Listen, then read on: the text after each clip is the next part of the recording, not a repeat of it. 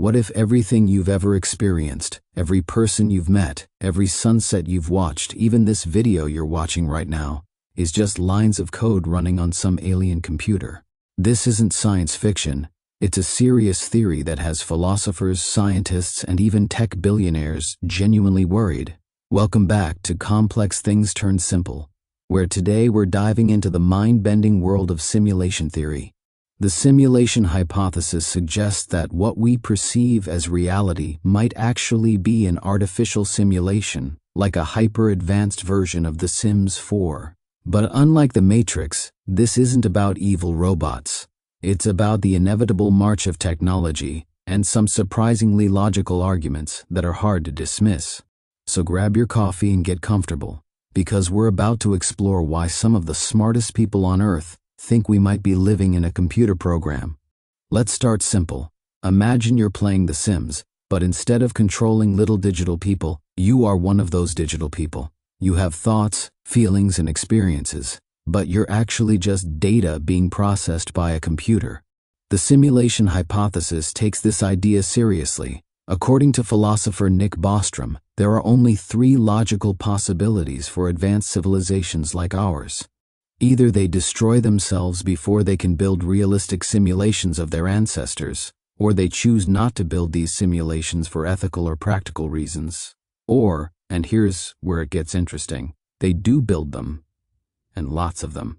If that third option is true, then the math becomes terrifying. There would be millions of simulated beings for every real one, which means statistically speaking, you're far more likely to be one of the simulated copies than an original.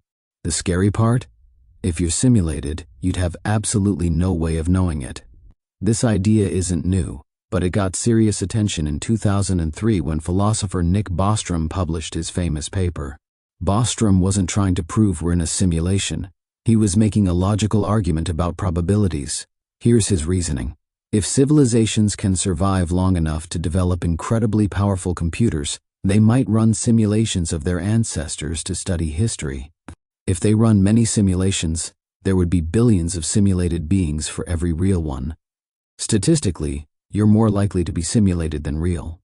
Think of it like this. If there's one original universe but a million simulated ones, what are the odds you're in the original?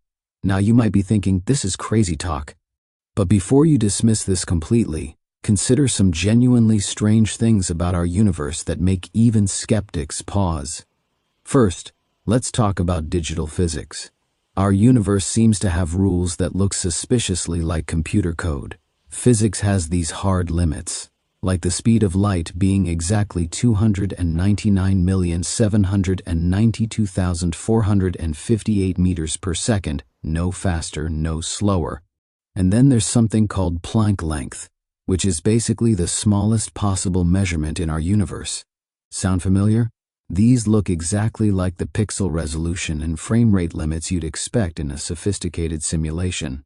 It's like reality has built-in technical specifications. Then there's quantum mechanics, which is where things get really weird. Quantum particles seem to exist in multiple states until someone observes them, and then they suddenly decide what they are. This is eerily similar to how video games work. They only render the details when a player is actually looking at that part of the screen. It's like reality is being computed on demand to save processing power. Here's another strange one. Our entire universe runs on math. Every single thing from the orbit of planets to the behavior of atoms follows precise mathematical rules. If you were a programmer designing a simulation, wouldn't math be the perfect underlying code?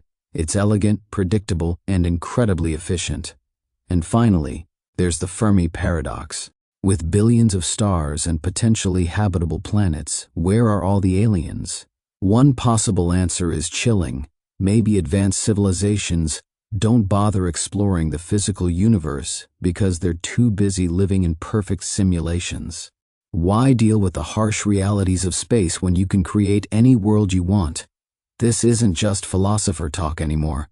Elon Musk famously said, "The odds we're living in base reality are billions to 1. Here's why tech leaders take this seriously. Look at video game evolution. In 1972, we had Pong, 2 rectangles and a dot. 50 years later, We have photorealistic games that fool our eyes.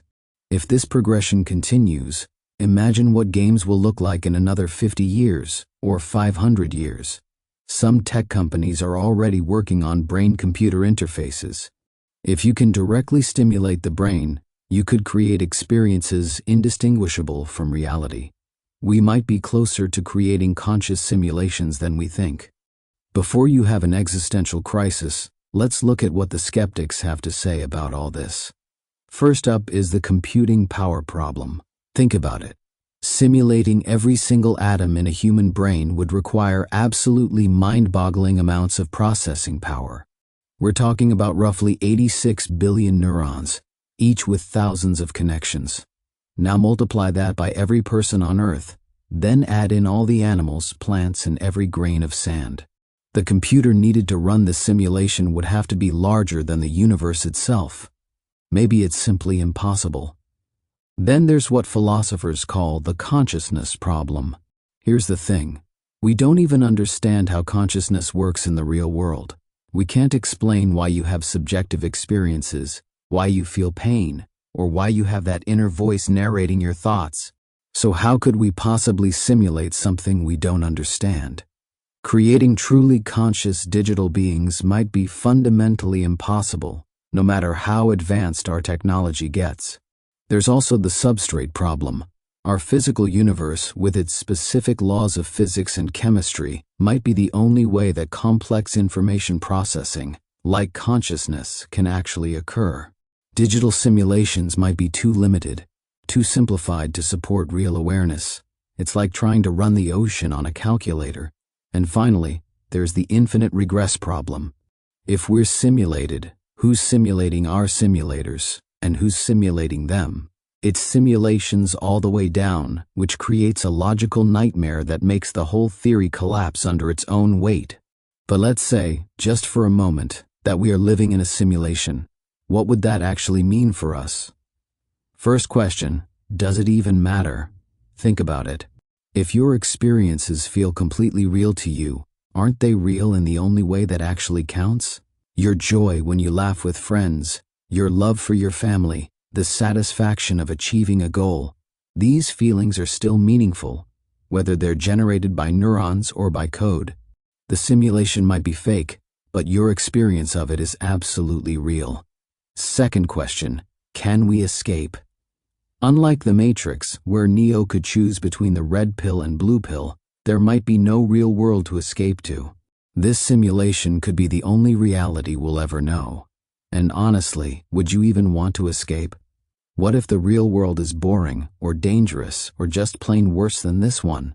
Third question, are we special? Maybe we're part of some grand historical recreation, where future historians are studying the early 21st century. Or maybe we're just background characters in someone else's story, the NPCs in their adventure. Maybe you're the main character, and everyone else is simulated just for you. There's no way to know. And that's both terrifying and fascinating. And here's a wild one. Should we try to contact our creators? This isn't just philosophical speculation anymore. Some people are seriously trying to get the attention of whoever might be running our simulation. They're doing strange things, trying to break the laws of physics, or create patterns that would be impossible to ignore. Is this a brilliant idea, or the ultimate act of cosmic rudeness? Here's where it gets really interesting. If we might be in a simulation, how should we live? Some argue we should be extra moral. What if our simulators are judging us? Others say it doesn't matter. We should live authentically regardless. There's also the simulation argument for taking risks. If this isn't base reality, maybe we should be more adventurous, or maybe we should be more careful. What if there are no respawns? The simulation hypothesis forces us to confront deep questions about reality, consciousness, and existence. Whether we're in a simulation or not, the theory reveals something profound about the nature of reality and our place in it. Maybe the real question isn't whether we're in a simulation, but what we're going to do with the reality we experience, simulated or not. The truth is, we might never know for certain. But isn't it amazing that we can even ask the question? Whether we're made of atoms or algorithms, We're conscious beings capable of contemplating our own existence. That's pretty remarkable, simulated or not. What do you think? Are we living in a computer simulation, or is this just philosophical speculation gone too far? Personally, I'm not convinced we're living in a simulation. Don't get me wrong. The arguments are fascinating and the logic is compelling, but something about it doesn't sit right with me. I think there might be something deeper going on with reality, something we haven't discovered yet, but I don't think we're just lines of code.